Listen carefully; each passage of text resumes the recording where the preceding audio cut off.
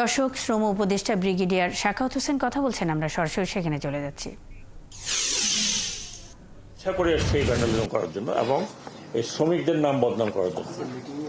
আজকের মিটিং হয়েছে, তারপরেও এখানে নেতা ছিলেন, বেশ কিছু শ্রমিক ছিলেন, আগে সেটাও বলে নেই, তারা 3টি প্রস্তাবনা দিয়ে গেছে।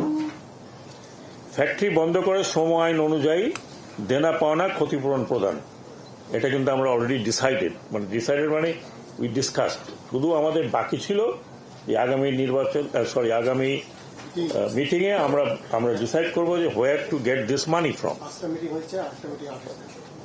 Almost 500 crore, almost near about, যাতে সম্পূর্ণভাবে দেওয়া যায়। ইভেন সো আমরা এটাও আলোচনা করেছিলাম যে এদেরকে নিলম্বিত করা হবে, তাদেরও লুক আফটার করার জন্য আমাদের উপদেষ্টা, স্পেশাল উপদেষ্টা উনি এখানে বসে আছেন, তিনি নিজে কথা বলেছেন ইপিজেড এর সাথে, তিনি অন্যান্য বিজিএমইএ, ভিডা সবার সাথে কথা বলেছেন। উনি বলেছেন যে অনেককে অ্যাবজর্ব করা যাবে বিকজ দে ট্রেন্ড, এবং যারা উইলিং না আর কাজ করবো না তাদের পাওনা নিয়ে চলে যাবে। কিন্তু বাকিরা যদি কাজ করতে চায়, যেহেতু তারা ট্রেন ম্যান পাওয়ার, অনেকের শর্ট আছে, তারা নেবে, অ্যাবজর্ব হবে।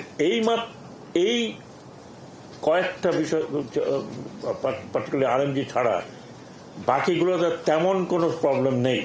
ছোটখাটো প্রবলেম আছে, দ্যাট উই রিজলভিং। তার মানে হচ্ছে যে এই আরএমজি সেক্টরকে সম্পূর্ণভাবে একটা ক্ষতিগ্রস্ত করা, একটা ইমেজ বিদেশে তৈরি করা, যাতে বাংলাদেশের আরএমজি সেক্টর দুর্বল থাকে এবং এটার সুযোগ কেউ না কেউ নেবে। আপনারা ভালো করে জানেন, এবং বাংলাদেশের আরএমজি সেক্টর অনেক কষ্ট করে তৈরি হয়েছে। অ্যাবাউট 40 years লেগেছে এই পর্যায়ে আসতে, যখন আমরা আরো হাইটে যাওয়ার চিন্তা করছিলাম, আরো আপ মার্কেটে যাওয়ার জন্য আমাদের ম্যানুফ্যাকচারার তৈরি হয়েছিল। যে কোনো দেশে, ইভেন আমেরিকাতেও শিল্প এবং শ্রমিক নিয়ে কিছু কিছু সমস্যা থাকেই। তো সেই জায়গাতে তবুও বাংলাদেশের ম্যানুফ্যাকচারদের আমরা সবসময় চাপ দিয়ে রাখছি। আমরা আইএলও কনভেনশন মোতাবেক শ্রমিক ভাইদের দেখাশোনা করতে চাচ্ছি। আমি এই 2 দিন থেকে আইএলও কনভেনশন নিয়ে বসে বসে আলাপ করছিলাম যে আরো কি করা যায়। অনেক জায়গায় আমি বলেছি শ্রমিকদের আরো কিছু বাড়াতে হবে, অন্যান্য ফ্যাসিলিটিস, এবং ওনারাই বলছেন আমার মন্ত্রণালয় যে স্যার আপনি এতখানি আগাচ্ছেন। Yes, they are our people, they are our kith and kin. এত কিছু করার পরেও আমরা দেখলাম যে কালকে একটা উদ্দেশ্য প্রণোদিতভাবে এই কাজটা করা হয়েছে, এবং লিডার্স যাদেরকে ভেবেছিলাম যে তারা লিডারশিপে আছে, they could not maintain the leadership.